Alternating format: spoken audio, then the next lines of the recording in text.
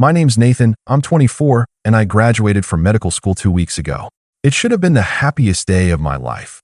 The kind of day you picture when you're pulling all-nighters in the library, skipping parties, and wondering if the stress is going to cave your chest in before finals do. But instead of standing in that crowd and feeling proud, I felt empty. Because everyone showed up to my graduation, except my parents. It was a sunny afternoon in Boston, the kind that makes the Charles River sparkle like a movie set. My classmates were hugging their families, taking photos with their professors, and popping bottles of cheap champagne. I stood near the back of the crowd, clutching my diploma in a navy blue folder, waiting for someone to shout my name or wave from the bleachers. Nothing. I checked my phone twice. No texts, no missed calls, just silence. So I called. It rang 5 times before my mom answered, her voice chipper and full of background noise, laughter, waves, music. Hi, sweetie. Is everything okay? I stared at the phone like it had just betrayed me. Yeah, just wondering where you guys are. Oh, right, she said, like she'd forgotten something trivial, like picking up milk. We're on a cruise with your brother. He just got that new job offer, remember? We wanted to do something special to celebrate. I paused. Just let that sink in. My parents had skipped my medical school graduation to go on a cruise with my brother. My younger brother, Brian, who'd landed a mid-level sales job at a tech startup 2 weeks prior and had been bragging about it like he'd been named CEO of Google. I didn't even yell. Didn't cry. I just smiled. That kind of tight-lipped smile you give when you're trying to hold in something sharp. Then don't bother showing up to my future either, I said, and hung up. I didn't hear from them the rest of the day. Not even a text. When I got back to my apartment that night, still in my dress shoes and tie, I took the box out of my closet. It was something I'd put together months ago, during one of those long, introspective nights when you realize you've been putting more into a relationship than the other person ever has. Inside the box were copies of every acceptance letter I'd ever received. Undergrad, med school, residency. Each one I'd excitedly scanned and sent to my parents over the years, only to get back lukewarm responses or sometimes nothing at all. There were printouts of the emails I'd sent when I made the dean's list, when I passed step 1, step 2. I even included a birthday card I'd made them 1 year by hand because I couldn't afford a real gift. They never opened it. Taped to the top of the box was a note I'd written last year, after Brian got his 3rd car in 5 years from them while I was still taking the bus to rotations. It said, "If you ever wonder why I stopped trying to earn your approval, read everything inside. Out loud. Then maybe you'll hear what I've been screaming in silence for years." I paid for overnight shipping and mailed it to their house the following week. Never got a response. Not even a delivery confirmation. I figured they threw it out. But 2 weeks after graduation, there was a knock at my door. I was in the middle of reheating leftover Thai food when I opened it and saw my dad standing there, holding the box. He looked older, not in the usual way either. Like the kind of tired you get when something finally catches up to you after chasing it for years. His shoulders were slumped, his eyes red-rimmed and glassy. I didn't know, he said quietly. I raised an eyebrow. Didn't know what? He lifted the box and whispered, "Why didn't you tell us?" I just pointed to the note inside and said, "Go ahead, read it out loud." My dad didn't move at first.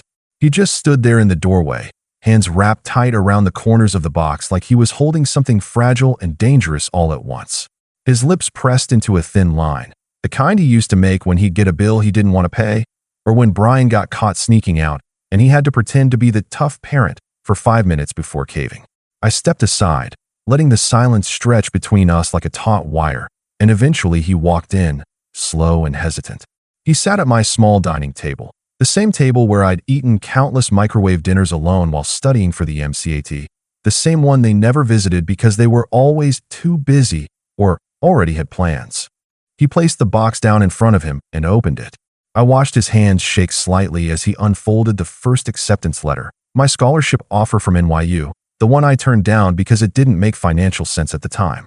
Then came the congratulatory email from Johns Hopkins, and the one from my current hospital offering me a residency slot after graduation. I had highlighted sentences in yellow, underlined phrases like "top candidate" and "we're thrilled to offer you." He kept pulling out pages, one by one, like they were evidence in a case he didn't realize he was on trial for. He didn't speak, just nodded slightly at each document, lips moving silently as he read. And then, finally, he got to the card, the one I made for their anniversary when I was in med school, all handmade construction paper and handwritten words because I couldn't afford anything else.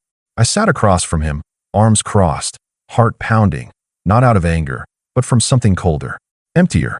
A part of me wanted him to cry, to break down, to say, "I'm sorry," and mean it. But he didn't cry. He just looked up and said, "I didn't know you felt this way." I laughed.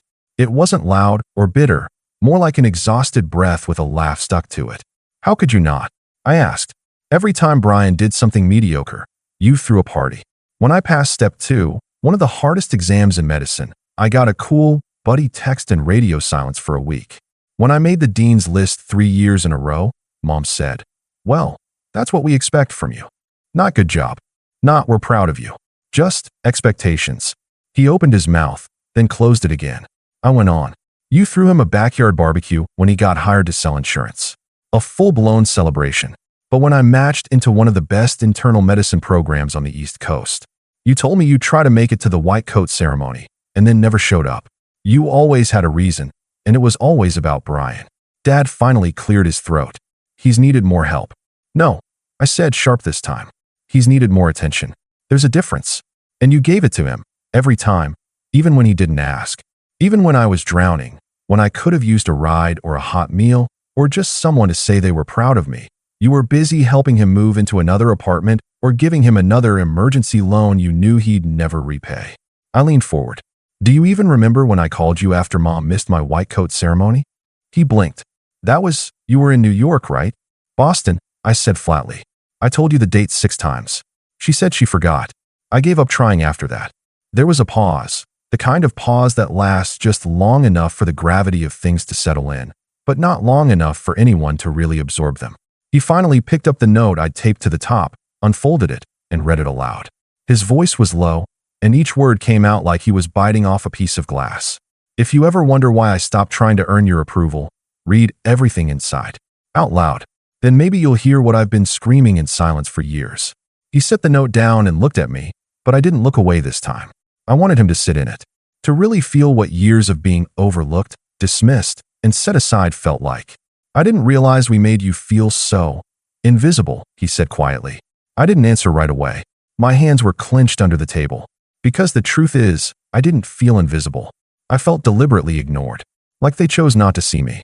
Like my accomplishments only mattered if they fit their narrative, that Brian was the one who needed help, and I was the one who could take care of myself, so they didn't have to bother.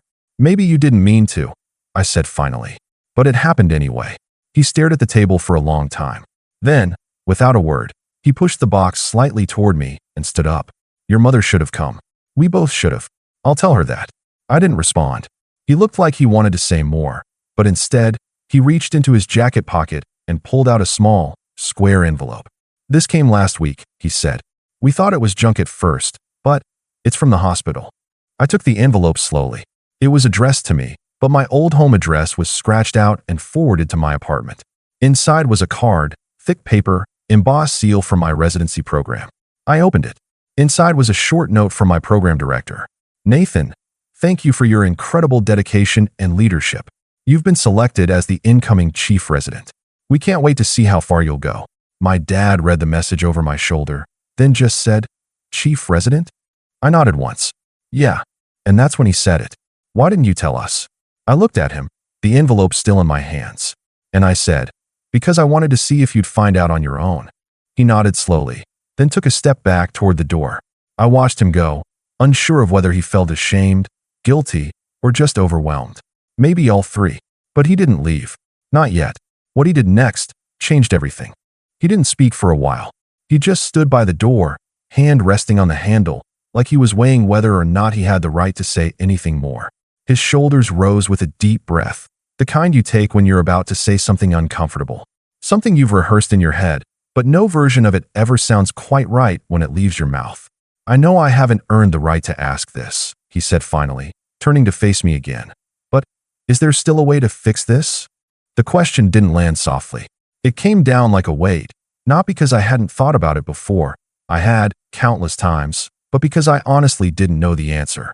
There were years of silence packed into my chest, years of missed calls and uncelebrated milestones, and all of that couldn't be undone with a box of letters and one heavy conversation.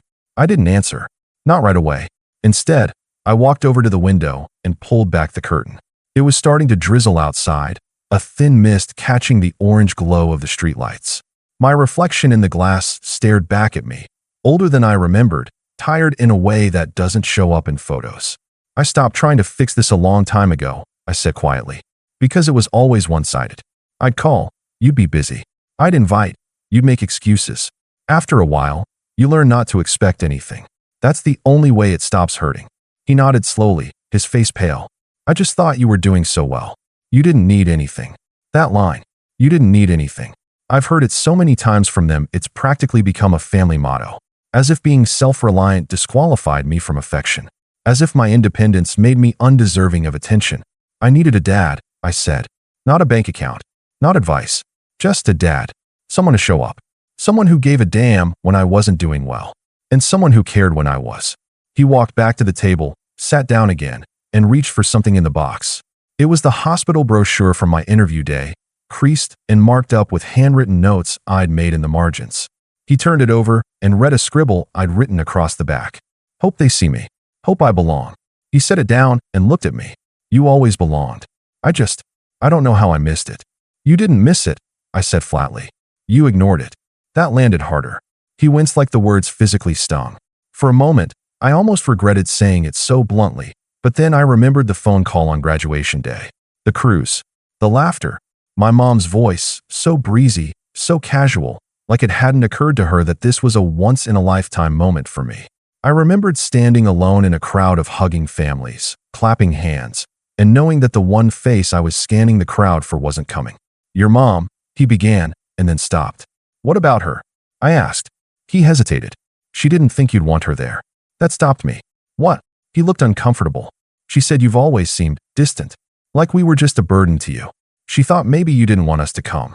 I couldn't help but laugh, bitter and tired. She got that from me? After she bailed on every important moment of my life for Brian's latest crisis or spa trip or whatever. I stopped calling because she never listened. And now she thinks I was the one pushing her away. He rubbed his face with both hands, like he was trying to wipe off the conversation. I don't know, Nathan. I think maybe we both just got used to Brian needing more. And we assumed you didn't need anything. That you had it all together. Do you know what that feels like? I asked, stepping back toward him. To spend your whole life being punished for being the one who has it all together? You don't get praise, you don't get support, you get expectations. And when you meet them, no one claps. And when you exceed them, they raise the bar. But if you fall, even once, you're a disappointment. He didn't answer. I could see his jaw tighten. His eyes were wet again. We sat in silence for a long moment. The rain was steady now, tapping against the window like fingers. I could hear the slow tick of the clock on the wall behind me, counting down something I didn't fully understand. Maybe patience, maybe time, maybe the last few ounces of hope I had for this relationship. Finally, he reached into his coat again, and this time, he pulled out something I didn't expect. A photo. It was old, faded and creased, but I recognized it immediately. It was from my 8th grade science fair. I was standing next to my project about antibiotic resistance, wearing an oversized button-up shirt and a shy grin. And next to me, in the photo, were both of my parents, arms around me. I found this last week, he said softly. I forgot we ever took it. You were so proud that day. I stared at the photo. I remembered that day too, not just because I won second place, but because it was the last time they came to one of my events without Brian dragging them along. The last time it felt like I was the priority. I want to be better, he said. I don't know how to fix this, but I'll try, if you'll let me. Before I could respond, my phone buzzed on the table. I looked down and felt my stomach tighten. It was my mom. A text. Dad told me everything. Please pick up if I call. We need to talk. I looked at my dad. He was watching me, waiting. For what? I wasn't sure. Forgiveness, permission, maybe a sign that it wasn't too late. But I wasn't sure yet. Because what I said next would change everything. I didn't reply to the text. Not right away. I stared at it, read it again, then flipped my phone over so I wouldn't have to look at it. My dad was still watching me, patient but expectant, like a man who knew he'd already used up more than his fair share of chances and was now waiting to see if he'd be offered one more. Do you know what the worst part of all this is? I said after a long pause. He shook his head silently. It's not the missed events or the excuses or even the way you always made Brian feel like the golden child, I said. It's the fact that you thought I'd just keep accepting it, that I'd always be the one who understood, the one who made space, the one who put his needs last. You didn't think I'd ever stop trying. And when I did, it shocked you. My dad's eyes dropped. He didn't argue. He didn't deny it. That silence was its own kind of confession. I stood up and walked to the kitchen to pour myself a glass of water, partly to stall, partly because I needed something to do with my hands. My reflection caught in the microwave door, same tired eyes, same clenched jaw. I didn't recognize myself sometimes. I looked worn, like someone who had built a life out of hard work but had no one to share it with. Not really. I didn't come here to make excuses, he said behind me. I just wanted to be here. For once. I turned around. Why now? He blinked. What? Why now? I asked again. You ignored every major moment for years. Why show up now? Because of guilt? Because of the box? He hesitated. Because of the silence. When you told us not to bother showing up to your future, it hit me. I didn't think you meant it. But then the box came, and I realized we weren't in your life anymore. At all. I walked back over and sat down across from him again. You were never really in it. He nodded once, solemnly. That's fair. There was a long pause. Then he said, she wants to see you. I didn't have to ask who she was. The word alone felt heavy, complicated. My mother, the woman who had once held me through the flu in middle school, who taught me how to tie my shoes, who then, at some point, decided that Brian's messy orbit demanded all her gravity. I hadn't seen her in nearly a year, hadn't spoken to her since Christmas when she called to ask if I'd help Brian cover a security deposit. Not to wish me happy holidays. Not to ask about my rotations. Just a favor for him. Again, I don't know if I want to see her, I said. She's never apologized. Not once. I think she wants to, he said. She's just proud, stubborn, and scared that if she tries now, it'll be too late. I sipped my water. It might be. Another silence stretched between us, the kind that holds 100 unsaid things. Then my phone buzzed again. Another message. Nathan, please. Just talk to us. I know we failed you. I read it. Read it twice. And something in me cracked. Not forgiveness, not yet, but a loosening. A softening of that cold, hard knot that had lived in my chest for years. I didn't know what I was going to do, but I knew I had to face it. I couldn't keep dragging this weight behind me. I'll come by, I said finally, quietly. Tomorrow. But if she starts defending herself or blaming me, I'm walking out. He nodded quickly. Of course. I understand. He stood slowly, as if unsure whether he should hug me or just leave quietly. I didn't offer a hug, and he didn't force it. He picked up the empty box and tucked the old photo into his coat pocket. When he got to the door, he turned back one last time. You're a good man, Nathan. I'm sorry we didn't help you become him. I didn't respond. Just nodded once. The door closed behind him. The next day, I pulled into my parents' driveway for the first time in nearly 2 years. The house looked the same. Beige paint, worn-out shutters, a lopsided mailbox Brian had broken while backing out too fast a few summers ago. I parked, cut the engine, and just sat there for a minute. Breathing, bracing. When I knocked, my mom answered. She looked older too, but not in the way you hope your parents will age, peacefully, gracefully. No, this was the brittle kind of aging, the kind that sets in when regret takes up residence. Her hair was tied back, her hands wrung nervously. Nathan, she said, almost a whisper. Hi. She stepped aside to let me in. The living room was quiet. No TV on, no smell of coffee or candles like there used to be. It felt still, uncertain. We sat at the dining table. Her eyes scanned my face like she was trying to read a language she'd forgotten. I'm sorry, she said before I could even sit fully. I know that doesn't fix anything, but I need to say it. I nodded. Good start. She let out a breath. I think I convinced myself for years that you didn't need me, that you were already so strong, so capable. And your brother, he always needed more. And I let that blind me. I'm not saying it was fair. I'm saying it was a mistake. A long pause. Not a mistake, I said. A choice. You chose him over me. Again and again. She nodded, tears brimming. You're right. I did. And I was wrong. For once, she didn't try to explain or justify. She just sat with it. I know I don't deserve to ask you for anything, she said. But I hope, someday, maybe we can rebuild something. Anything. I didn't cry. I didn't yell. I didn't run. I just looked at her. This woman who had meant everything to me once, and then slowly, piece by piece, had become a stranger. I don't know what that looks like, I said honestly. But showing up today is something. She nodded, wiped her eyes, and tried to smile. Do you want to stay for dinner? I stood. Not yet. But maybe next time. That was 3 months ago. Since then, things have been tentative. We're not a Hallmark family now. But my parents have shown up. They came to the white coat dinner I hosted for my new residents. They listened. They asked about my schedule, brought me food once when I was pulling overnight shifts. They even called, not to ask for something, but just to talk. Brian, unsurprisingly, wasn't thrilled. He called me dramatic, said I was trying to punish everyone for not worshiping my every achievement. I didn't even get mad. I just blocked his number. I don't owe him anything. Not anymore. As for me, I finally feel lighter. Not because everything is perfect, but because I stopped carrying the burden of always having to prove myself. I stopped chasing love from people who didn't offer it freely. And that's the thing about family. Sometimes, the only way to heal is to let them feel your absence. I graduated med school alone, but I started my residency with my head held high. Not because they were finally watching, but because I knew I was worth watching all along.